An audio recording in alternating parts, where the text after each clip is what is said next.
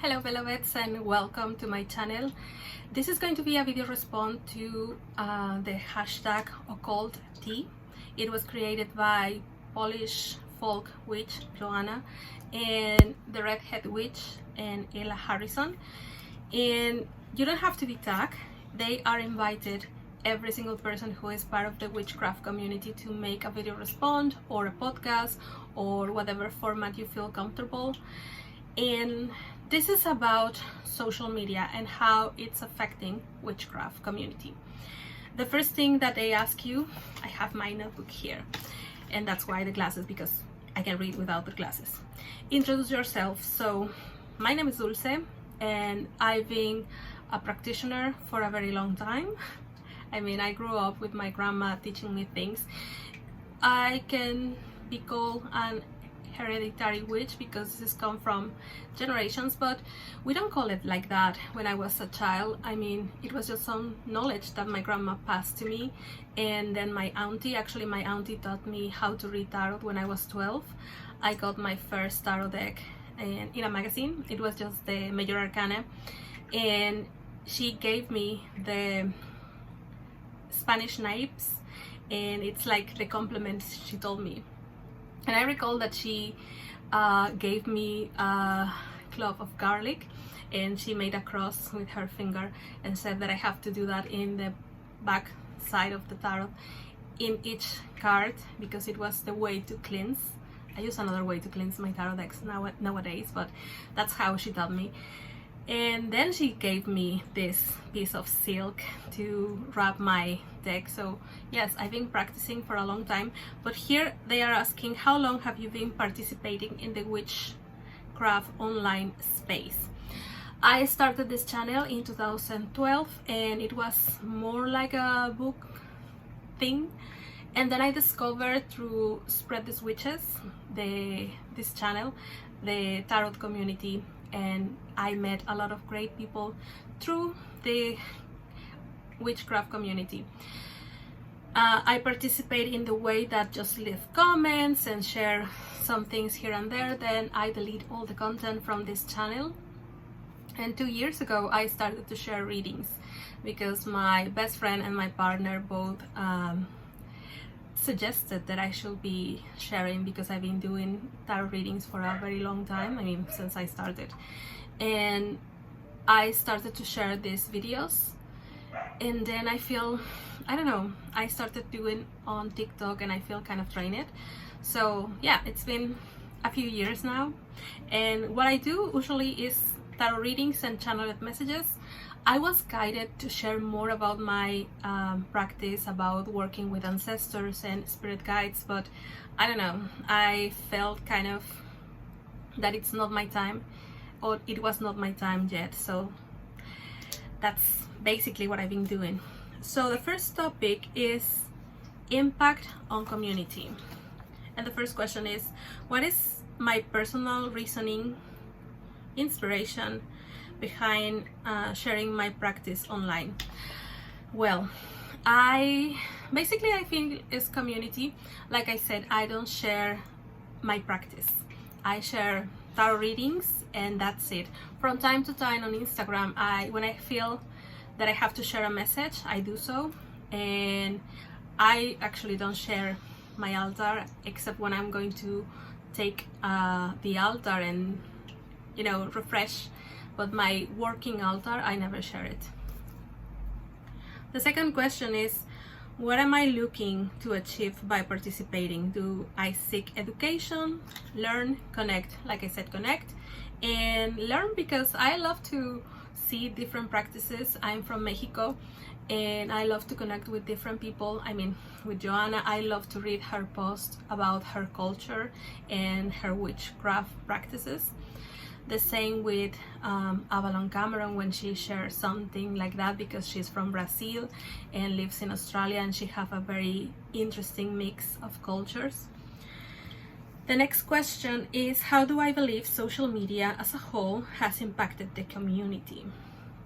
Well, I think I'm going to talk about the positive aspect, because it brought people together, at least the people who have been like like I mentioned it, people that I follow for a very long time. I was very grateful to discover this community, and I don't know them in person, but I noticed this when I posted something that I don't know, I was going through a hard situation, and they came and said, do you need something? Everything's going to be okay. And I mean, it's people that I don't know in person, and you can feel their honesty and how they truly were worried and giving you a word to support you. I mean, that's beautiful. That's beautiful for me. The next thing, how do I think social platforms such as TikTok, Instagram, and YouTube have each impacted education, sharing information? For education, I go to YouTube. I mean, YouTube is the best platform for that. Like I said, I discovered great channels like Avalon Cameron, like Joanna, and Redhead Witch. When they were sharing lives, Spread These Witches, Jennifer Balls. There was this redhead lady from New Zealand. I can't recall her name, but I love her. She had a band with her husband, and she was just amazing. But I feel like, for example, TikTok, it's trash. I truly, honestly dislike the most videos that you can see about witchcraft. It's people saying, oh, you don't know who you're dealing with, or my guides are so powerful and they're going to trash you out. Things like that. I mean, a lion doesn't say, hey, I'm a lion, right? Why do you have to post this kind? I mean, I know that they make it for fun, but not everyone do so. They are like just try to share how amazing they are, and I mean, that's so stupid. And the same with their altars. I mean, they look so pretty, but when you get your hands dirty, I mean, when you do the work, I don't get it. Instagram, for me, Instagram is the place where I sometimes share messages when I feel guided, and I don't feel drained using Instagram because I don't follow people who post that kind of thing or content, or it's quite heavy. I mean, I go to Instagram to see I don't know, dogs. I follow a few witches, of course, tarot readings, but I don't pay attention too much to the tarot readings. And I feel Instagram, from all that I can see, it's the best place for community. And I'm going to say this, I follow this account, which is from a dog, Lily Bog, and recently the owner announced that Lily, the dog, had a brain tumor. And all of us that love that dog, I mean, it's a dog, and people will say, oh, come on, what it has to do with this? People came and asked, can we help you? Can we make something to make her days, as long as they take, be more happier? And she make a wish list on Amazon, and the next day all the objects were gone. People send her everything on the list. They make a GoFundMe so she can spend more time. She doesn't have to go to work and spend all the time that he have left with her dog. I mean, what other community does that? It's just as simple as that. I think Instagram can be a great community, and it can be quite draining too. You have to choose who to follow.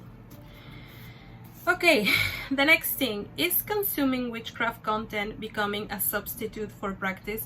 If you ask this, I mean, have you worked with deities? You know that deities don't let you, okay, I watched this video about the Morrigan and that's all I need.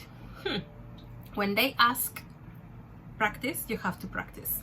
And everyone who is in the witchcraft community know this. When you are working with deity, they demand, and you have to deliver. So no, watching content is not a substitute for practice. Okay, the second subject is influencer authenticity.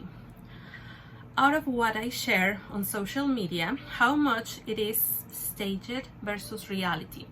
Well, like I said, I share messages, so that's what came from the cards. the cards don't lie. I mean, there's not way that you have to pull a reading and something stupid. I don't do things like, oh, your ex is calling you, or your ex is thinking about you, like you see on TikTok. I mean, that's the thing that bothers me about TikTok. People share a lot of things that are not even worthy. I mean, I was following this woman, is from Mexico too, and she was making live and making money through these readings, and someone asked her about which card was going to represent 2024, right? 2024, and number 8.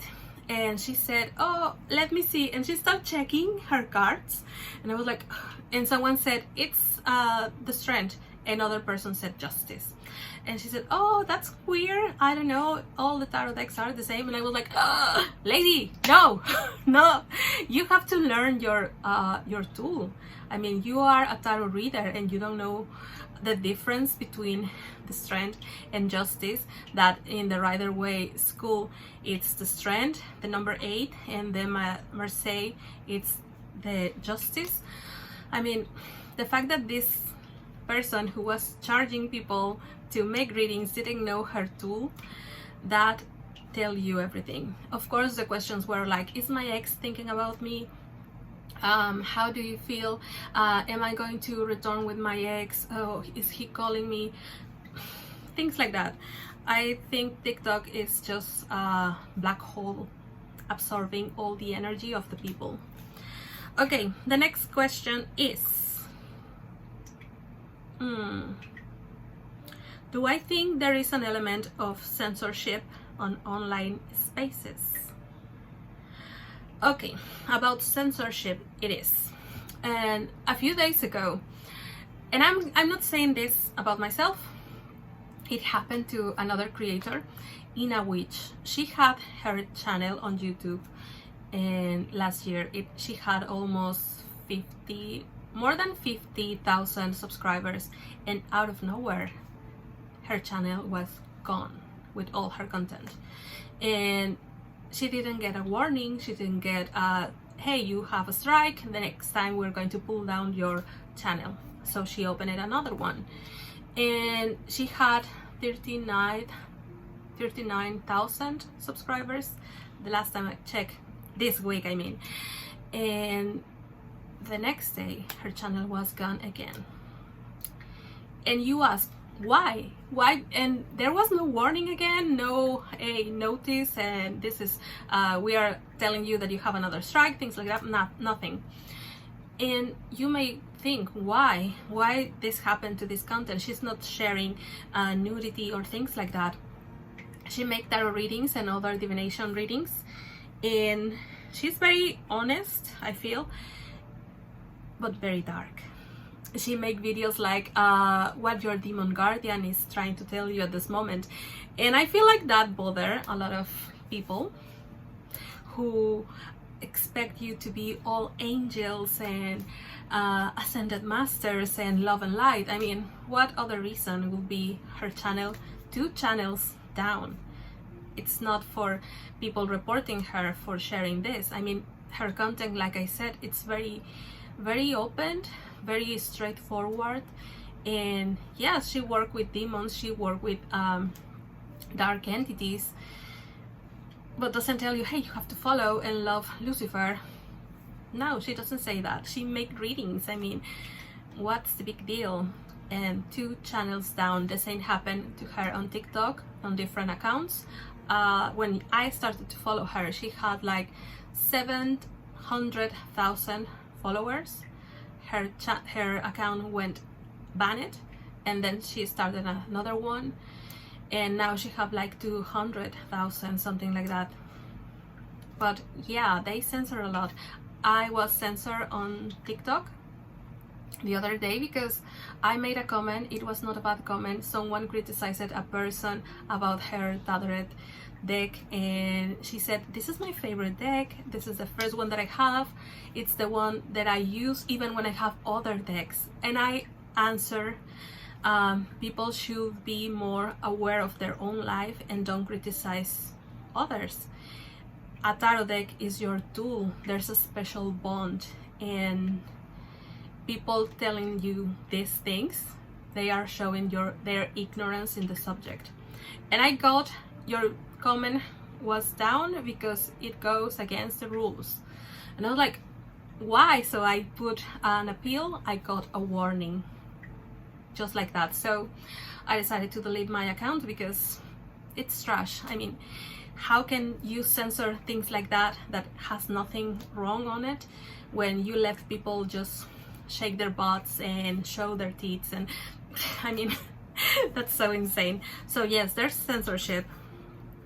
The other question is, how do I decipher what it's appropriate to share online versus what to keep private?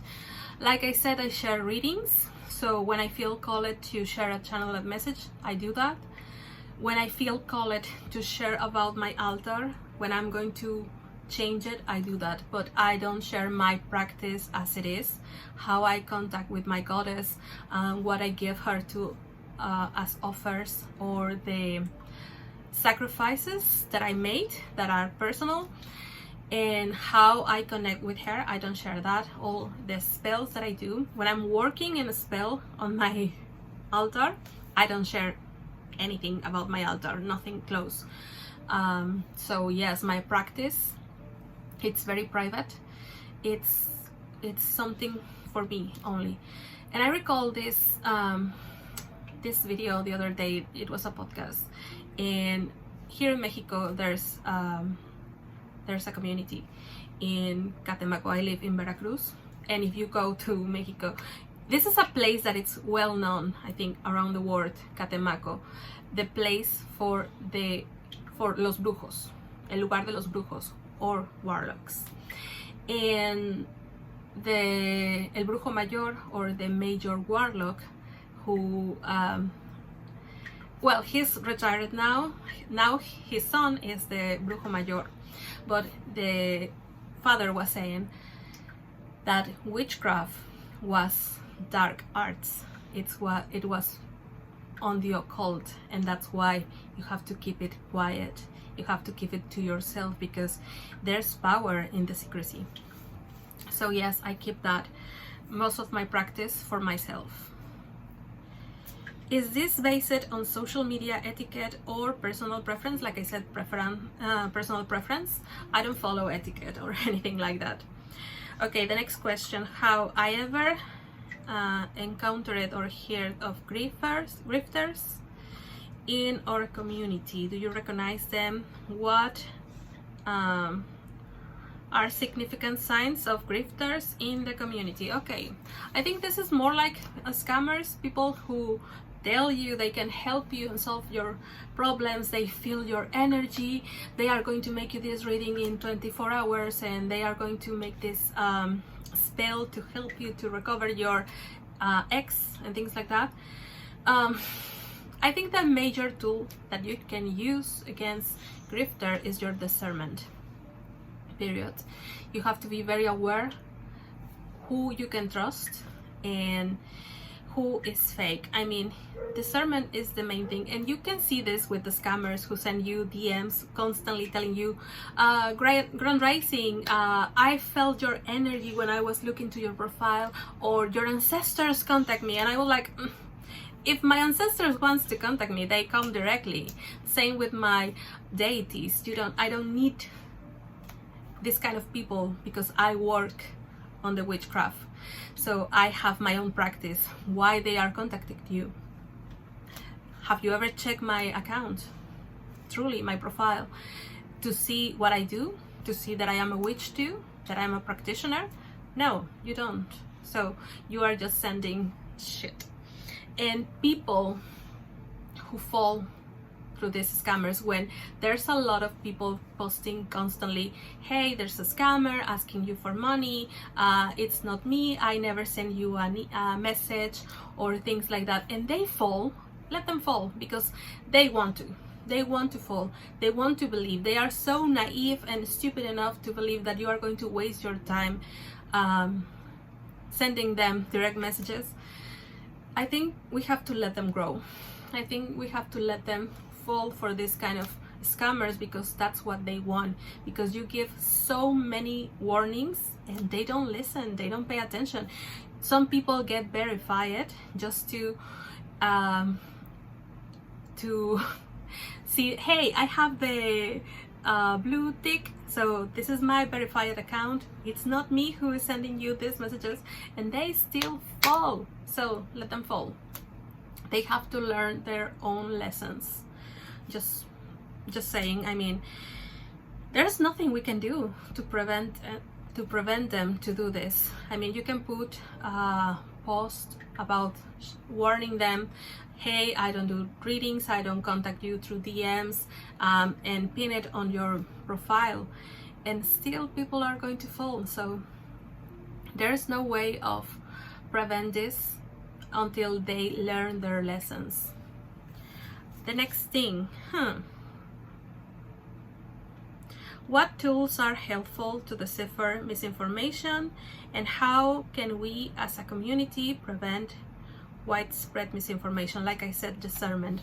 Discernment is the best tool that you can use, because like I think it was Caris, yes, it was Caris Melina Brown who shared a video, I think it was on TikTok and her Instagram, that she said you have to listen to your intuition, because people can say the right words, but there's something odd about their vibe. Vibes don't lie, right? So if you don't feel comfortable listening to this person, maybe this person is not for you. So be aware of that. Listen to your own body, to your signs, to your intuition, to your discernment. If they can say the right words, all pretty, and still there's something off, because sometimes they mix real information with misinformation, and they put this in their convenience. So yes, your intuition, your discernment, they are always going to guide you. Trust them. How does a large following impact the perception of the creator? Does this immediately make them an expert, or are there other assumptions as to why they may have large following? I'm going to mention two cases on TikTok. I know. There's this lady and there's this guy, and they are quite popular in the tarot community. The lady, usually, I saw a video in which she doesn't have breath, she sit, let her tits move, and she had like 1 million views or something like that. And you know what kind of material she's sharing, right? And she said, I'm a medium, I see a cat, and then you're going to see a book, and then you're going to see an airplane flying, and this day is going to be perfect for you. I mean, and she had like more than 1 million followers. So does she make her, she is an expert? I don't know. It's up to you to decide what you want to consume, what you want to believe, and if you feel like her content is truthful. The guy is usually make readings. I like his readings, but sometimes can be quite judgmental. Like one day he said, there's no cards in tarot that represent love. Why you are asking about your ex? And I'm like, 2 of Cups, the Lovers, I don't know, 10 of Cups, maybe. But he's kind of in a box, and he get mad because people are asking about their ex or things like that, and he had more than 1 million followers. So is he an expert on tarot? I don't know. It's up to you to decide that, right? But I don't feel like having a large audience make you an expert. Having less audience make you an expert. We are not experts. We are still learning. We continue learning. The moment that you feel like you are an expert, that's the day that you can say, I'm out because I know everything. So that doesn't happen. You continue learning, you continue discovering new tools. It's like, I'm a tarot reader. I've been reading tarot since I was 12. Am I continue learning? Of course. I mean, there's different decks. They came with different illustrations, even if each card has the same meaning, and this author is giving them a different interpretation. You learn about that. You see the difference. You see, oh, now I see why they are putting this as a representation, for example, of the lovers, or as a representation of the devil. You continue learning. If you stop learning, you have nothing to contribute anymore. I mean, the moment that you said you are expert, you stop contributing, you stop growing. So no, they are not experts. There are no experts, and there are no people who, just because they have a larger audience, they are experts, because they are not.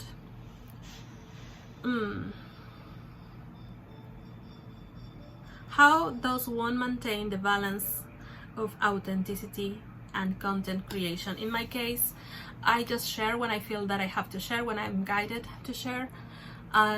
Always me. I mean, if you check my Instagram, it's very simple. I usually share stories with my dog, who is, by the way, here. There's no, I don't create content to please others, to follow certain aesthetic, to fit in, because I'm not like that. I mean, the moment that I start worrying about, I have to stop, I have to share this reading, I have to share this reading, I burn it myself, and I decided to delete everything. I delete every single video that I have here on this channel, and I delete my account on TikTok. So yeah, the moment that you feel the pressure to share content, it's when you have to say stop, go back. I don't have a business as a tarot reader, like a Etsy store or something like that, so I don't depend on my readings or sharing content to promote myself. I share the messages when I feel guided, because I made a promise to my matron goddess, who is the Morrigan, and when I feel that she wants me to deliver something, when I channel a message, that's what I share. And when, for example, I'm asking for a favor, I commit myself to post daily readings or do something to contribute to the collective that may be helpful. When the messages, I don't, like I said, I don't reach, I don't know, 100 views on one post on TikTok, or sorry, on Instagram, or 100 likes or things like that. I don't do that. I think if 20 people saw my post, that's it. The message was for those people. And then after a while, I just archive the readings, and that's it. They reach the people they have to reach. They get to the people they have to get. And I don't worry about, oh, I have to make more content so I can be relevant. I don't care. Okay, the third topic is imposter syndrome and FOMO. When I follow other creators in the community space, does it make me feel genuinely inspired and empowered, or does it create feelings of FOMO and be less than? I don't feel less than anyone. My practice is personal, so I see creators, for example, Maria the Arcane, I think. She has beautiful videos, I mean, beautiful reels. She shared her table with her cards, and I love to see that. I mean, I saw her videos and make me happy. Does it want me to make videos like that? No, because I'm quite lazy, and I'm not going to spend hours making one freaking video of 60 seconds just to please the eye of someone else like me. I don't do that. I don't feel left behind. I feel inspired, yes. Sometimes I discover beautiful decks, but that's it. I mean, I don't feel left behind. I don't feel out of or uncomfortable or something like that. No, I mean, each practice is individual and private, and I'm not going to feel envy because, for example, I was watching the video of, who was it, Racing from All 13, something like that. I forgot her name, but I know that forgot her channel, but her name is Racing, and she has this beautiful makeup all the time, and I love her black hair. And do I feel uncomfortable just for watching her? No, because I love her style. Am I going to follow that? No. I mean, I have my hair, I just have a shower and I have my hair still wet, but it looks dark, so I love that. But I'm not going to dye my hair just because I want to look like her. It's not who I am. So no, I feel inspiration, yes, but I don't feel envy or left out of the community. Okay, the next question is, if I experience FOMO, has it even ever left me feeling vulnerable or to taken advantage of financially or otherwise, like the need to buy a product or okay. So I never feel left behind or FOMO, and I don't feel the need to buy something just to fit in. I mean, I know who I am. I know who is my goddess. How is my practice? This is personal, and I don't look others just to follow what they do. And I don't buy this candle because this person has this candle, or I don't buy this deck because this person has this deck. If I want a deck, I have to be very sure that I want it. I saw videos about the deck, not only because I saw, I don't know, Racing have it or Joanna have it. No, I actually do my research. I saw Joanna, she had this deck that she bought, the Ethereal tarot deck, and I saw it and I said, oh my god, that deck is so beautiful. I entered the giveaway and I won. So for me that was so magical. I didn't invest in this beautiful deck, but I got it, right? So I don't feel this envy that, oh, she have that beautiful deck and I'm going to have it and I'm going to save money so I can buy it. No, if I really want something, I get it, but I don't actually how to say it, I don't actually feel the need to have it just to fit in. I don't do that. Okay, the next question is, when practicing my craft, do I find myself comparing what I do to what I've been seeing people do online? No, my practice is mine. It's for me and my goddess and the other goddesses that I work with. So I don't compare. I don't care if you put I don't know, whiskey on your altar and I have tequila because I'm from Mexico. I mean, or people telling me, oh, you're Mexican, you shouldn't be working with the Morrigan because she's Celtic. And I don't care your opinion. I mean, when a deity calls you to her service, his service, you have two choices: reject or accept. I accepted. I make a year-and-a-day dedication to my matron goddess. I have her name here. So it's my private practice. I don't compare.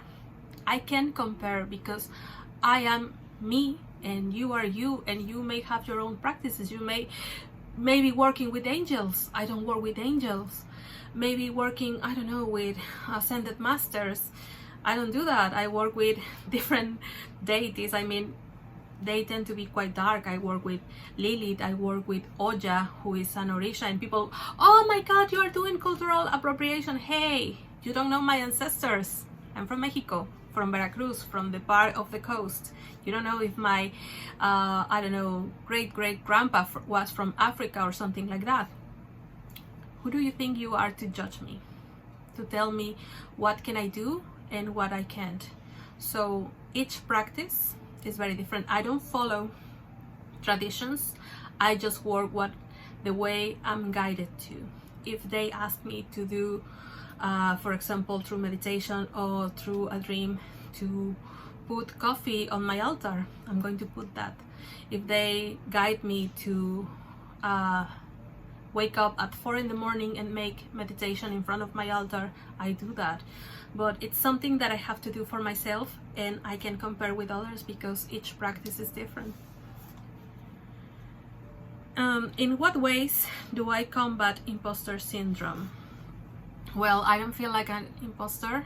I feel weird when I make videos, and I think that's why I don't share, for example, about my practice online in the way that I was being guided, not in the practice of the witchcraft, but for example, talking about my ancestors, talking about working with your spirit guides, or how to make an offer, or work with deities, or talk about my deities.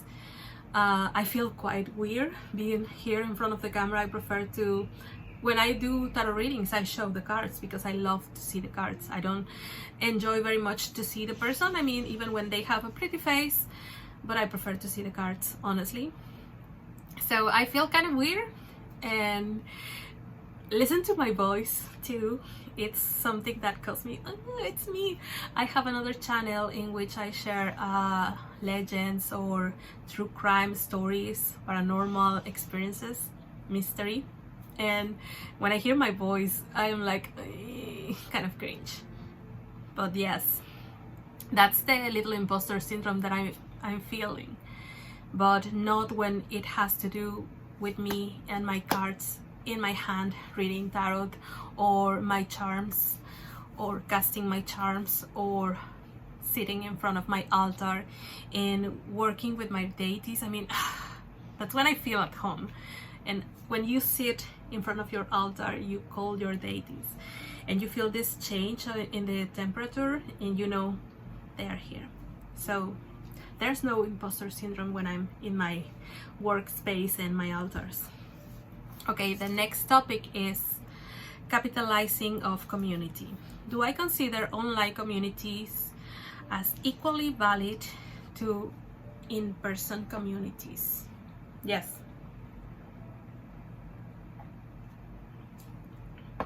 Definitely. I know for Joanna, for example, that she shared that in Poland it's very kind of restricted being a witch, and because there's a lot of judgmental and a lot of religious issues. Here in Mexico, I mean, yes, we are very Catholic and things like that, but hey, we have this is the capital of the Santa Muerte, for example, and you know that it's not a saint, this entity, and people believe, oh, it's the Santissima. And one of the major warlock from Catemaco, the father, he said, you know, the real name of the Santa Muerte is Azazel. So you have to learn more about this. We have here in Mexico, for example, like I said, this community, and they work together, but there's also in their community some envy. So here, at least in my case, I don't have friends who practice. I read them cards. They are constantly asking me, hey, what should I do, or things. I give them certain advice, and I give them salts and things like that. I give them crystals that I clean and work on them for protection. But it's not like I have a coven or something like that, or people. I talk with them about my sometimes my practice, or the readings or things like that. Not the readings that I do for other people, but for example, hey, I got this deck and I made a reading for myself and I feel this, and they, oh, are you going to read for me? And I, yeah, of course. So it's not like I work or have people close to me that I can talk about tarot decks constantly, or practicing or working with the Morrigan, for example. So I think online communities are so great. They bring people close. You discover people through social media that have like-minded people like you, and you feel this sense of community, like I said at the beginning with the example of Lilybug. In the case, for example, a few days ago, Avalon Cameron shared a very difficult video about domestic violence, and you saw people coming and telling her, hey, we are here for you, or when she had her surgery. So there's a lot of love and community in online witchcraft. So yeah, I feel like it's the same. It's even more important, I feel, online, because sometimes you cannot show yourself or practice yourself in the place where you live. So having this contact with other people around the world, I think it's beautiful. Okay, how have online occult witchcraft communities impacted me as a person and a practitioner? Like I said, I really love how we can connect when I post something that, hey, I'm feeling down, or things like that. I saw the support. I read the comments that they wrote me from time to time, and yeah, it's people that I don't know in person, but I know that what they are writing, they are telling me, it comes from their heart. So yes, it impacted me in the way that I feel connected to them. In my practice, like I said, personal, I don't follow a standard or what others do. So in my practice, it didn't affect me in any way. What are some of the dangers of the current phenomenon of capitalizing of the witchcraft community? People take advantage of others. People sell. The other day, I was checking the Instagram of this girl who shared videos about ghost hunting. She go to haunted places and things like that, and I saw that she got a tarot deck. It's way back, but I was curious and I was looking to what places she went to, and it's easier to check on Instagram than on YouTube, because on the cell phone, I was on the TV and I was checking Instagram on the cell phone. So she got a tarot deck and she said, oh, I'm going to start learning tarot. And I think a week after, she was offering tarot readings. She said, send me a message and we arranged the price. And I was like, girl, at least get a callus on your in your finger to practice more, right? So offering readings, it's not as simple as that. You don't get a course and learn to read tarot for a few weeks and then you go professional and start charging people for readings. We are talking about the lives of people. We are talking about situations that can be hard. We are talking about energy. And if you are not aware of how to work with this energy, you don't have to mix on this.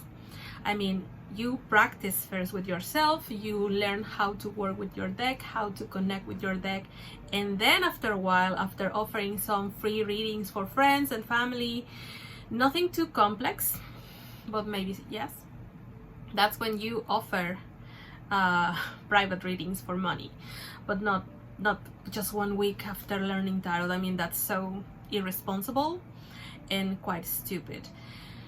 And the fact that people are making money, like I said on TikTok, this lady that didn't know her tarot deck, I mean, she said that all tarot decks are the same. I mean, no. The fact that they are charging, making readings like your twin flame has a message for you, or your ex is thinking about you, or yes, your ex is calling you back, things like that. They are taking advantage of the pain of people and shouldn't be. Or people doing videos like I'm a medium, and for example, I think there was this case, very heavy, Gabby Petito, and there were a few mediums doing videos about what happened. People didn't ask it. I mean, the family didn't ask these people to make these videos, and I felt like they are doing that for views. And then like astrologers doing natal charts about certain artists just to gain views. That infuriates me, because you don't have the authorization. A natal chart is very private. It shows you a lot of aspects about the person, and the fact that you are doing this without their consent, I think that's trash. And then people gain money through these activities. No, I think that's awful. And especially they are taking advantage, and they are telling you things that may not resonate. They are making, or sometimes they are creating courses or workshops, and they just learn. They are just coming out of the eggshell, and they are offering now this knowledge. It's like there's this girl, I'm not going to say names, but she was a beautician, and now I'm making a lot of money through witchcraft. You are selling crystals. You are taking advantage of the earth. So you're making money through selling crystals, not because you are the badass witch. And now she believes that she's the badass witch. She make tarot readings and her intuition, and I'm like, oh, okay, yes, but see what you are doing. You are making money through earth. And I don't know, it's like a lot of these witch boxes that are sold, that send you candles and send you incense. I mean, that's okay, but it's becoming quite massive, and it's affecting earth, because where are those crystals come from? I mean, honestly, where are those crystals come from? So the fact that they are selling a massive amount of crystals, they are taking them from the, I don't know, from the earth. I mean, and what happened with these places that has been exploited for selling crystals? So I think it's quite dangerous. We are not just paying attention to this fact that we are taking a lot of advantage of Mother Earth, and she's coming back, and she's going to say enough is enough. Remember what happened with Atlantis, remember what happened with Lemuria. Where are those big crystals that have all the information, all the knowledge? So, okay, the next one. Have I been personally affected by this, or have I witnessed someone else be affected? I try to consume as less as possible. Yes, I have a few tarot decks. Yes, I have a few oracle decks, and I don't have a big collection. I just get what I truly like. I don't feel like, oh my god, Avalon Cameron just have this beautiful deck. Oh my god, Joanna have this beautiful deck and I have to have it. Or Jennifer Ball bought a lot of Kickstarter tarot decks and I want them all. No, they choose what they want to work with, and that's fine for them. I check sometimes some decks and they caught my attention and let them pass. If I return to this deck to see it again and call my attention, maybe I will get it. It's like in a witch, I always love to see how she put the Hermetic Tarot, the back of the Hermetic Tarot. I really like it. I didn't get it because I don't connect with that deck. I saw the cards and I didn't feel like, oh my god, I want to be like in a witch and I'm going to buy the Hermetic Tarot. No, I didn't do that because it didn't feel right for me. So I'm very mindful about the decks that I get. I think twice or 3 times or 4 times before getting one deck. So Yeah, and if it's quite expensive, I didn't get it. I also pay attention not to buy it on places like Shopee or Temu or I don't know, AliExpress, things like that, because we know that we are getting fake decks, right? They are taking advantage of the creators. So I try not to get those decks at all. Okay, the next one. Should there be paywalled communities and online courses? Yes, they should, but make them by professionals. And with professionals, I mean people that has been working on witchcraft or on tarot for a very long time. One that I mention it a lot, Avalon Cameron, here on this video, because she worked with Etony and she have a tarot academy, and she invited a lot of different tarot readers, and they make their online course. I think it was on summer. I don't know if they still doing that, but a few years it was something that they offer. And I think people like this that have a lot of experience, they should offer. I think Joanna have a Patreon in which she share her knowledge of folk magic and Slavic magic. I mean, she's been studying for a long time. She knows her mojo, her witchcraft. So yes, that's people who should have these online communities and paywall.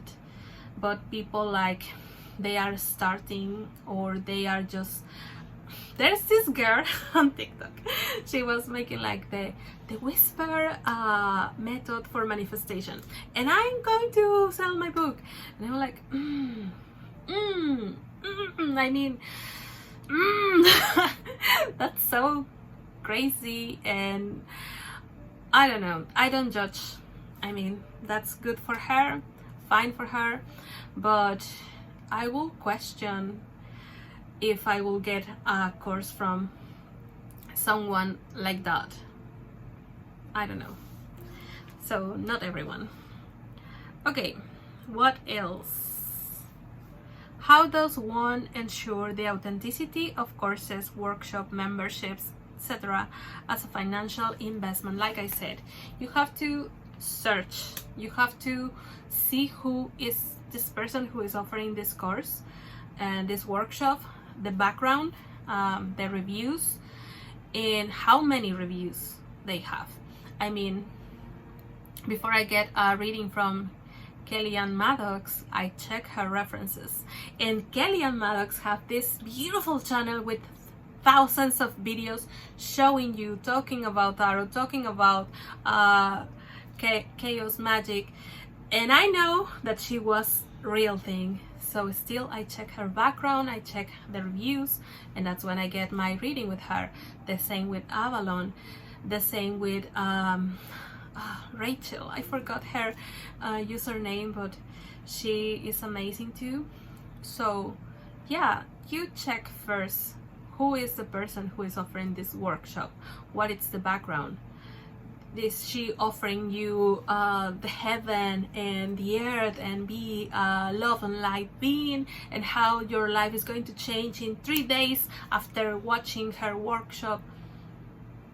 Don't believe in that shit. I mean, go for the real thing.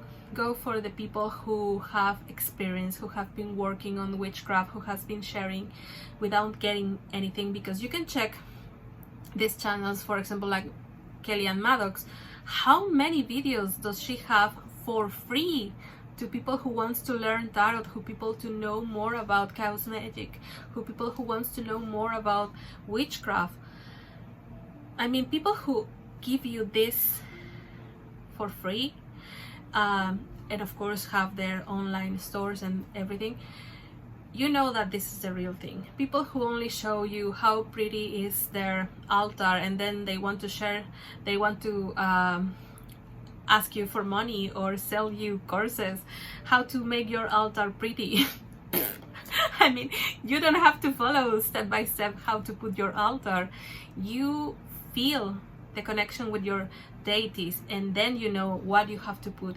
I mean, it's when I started, I have a lot of mirrors on my altar. I have, I think, four mirrors near my altar, and I have a owl, and I never feel connected with an owl, but I have an owl on my altar. And when I was reading about Lilith, I just felt that I have to put them. And then when she presented to me, and I was like, oh, that's the reason why I have the mirrors. When I started, of course, working with the Morrigan, I have the feathers that came to me, or the treble. I found a clover of 4 leaves that she gave it to me when I went to this special, powerful place. So yes, you know how to put the things. You're going to learn. When you need to get the information is going to come to you. And like I said, do your research about the people you are going to work with. Okay, conclusions. What are some topics of conversations I like to see more of in our community? Dark arts, I mean, darkness, demons, dark entities, because there's a lot of, oh, the funny and pretty side, but what about the darkness? And I'm not talking only about shadow work, I'm talking about dark entities. For example, the Morrigan, for example, Lilith, people talking about Oja, people talking about Marie Lebeau, or Nyx, for example. What are my community needs? I mentioned that. Where will I like to feel more held and supported? Like I said, go more deeper, not only on the surface, not only on the pretty face, the dark side too.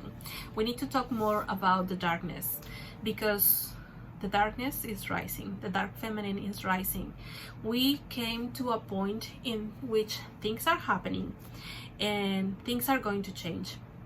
When I was watching this podcast about the El Brujo Mayor, or the major warlocks, there were a few other warlocks, right? They were talking about the end of the times and how witchcraft became quite popular at the moment, how social media are spreading all this, the fake prophets, and how people are making witchcraft like a style, and not everyone are true to the art, and how the real witches, the real warlocks are going underground again, hiding, don't sharing their knowledge, because they are trying to pull away of this madness and this exposure, when you get exposed. So how they are trying to put back and don't share too much, because they are working in their own and they are preparing for what is coming. If you believe in the end of the times or not, it has nothing to do, but what they were saying, it's very truthful, because how many real witches are coming or taking breaks from social media, because it's so insane, everything that is coming.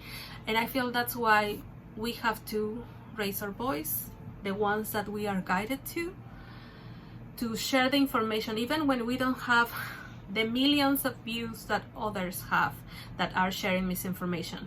At least if one person get the message or get the right information, that's more than enough. And I feel like that's what we need to do. Where do I feel like I'm not truly being seen by my community? I think everything has to do with this. How can we help each other in removing the external pressure and grow in community? How can we as a community come together more with constructive criticism without it seeming shady, passive-aggressive? How can we as community do better when we do receive criticism, feedback? Who are some community members that I look up to that are reliable resources and aspirations? And any further thought, comments, prompt questions or your own express further points, offer solutions. Well, like I said, I think the most important thing is respect, discernment. Your practice is your practice, and no one can tell you how you can do that. No one can tell you how you have to work with your deities or use certain plants or certain herbs. You know how you have to do your offerings, how you have to work your magic, and the fact that we support each other and be respectful in how some people are doing. It's like, I'm not going to criticize someone that say Santa Muerta, and I speak Spanish and I said it's Santa Muerte. I mean, I'm not going to be criticizing you, because you do you, I do me. And I think as a community we support each other, we share information, we share I don't know, some tips and practices, or share about tarot decks or readings, sometimes messages, and it's for the help of the community. And I'm not going to tolerate someone coming to my channel, for example, and tell me, hey, you are reading bad tarot, you are not using it as you should. Mind your business. You are not going to teach me how to read tarot when I have more than 30 years reading tarot, because yes, I have more than 30 years reading tarot. I started when I was 12 and I'm almost 45 years old next week, March 22nd. Anyway, so you're not going to come to teach me how to do my practice, how to be a witch, which deities I can work with. I work with the Black Madonna, I work with Marie Laveau, I work with Nyx, Hathor. I mean, you are not going to tell me that I can mix. When they ask me to make a meditation in their name, to make a prayer, or to light a candle, I do that. I ask my Mother Goddess if I can work with them, and if she said yes, I do that.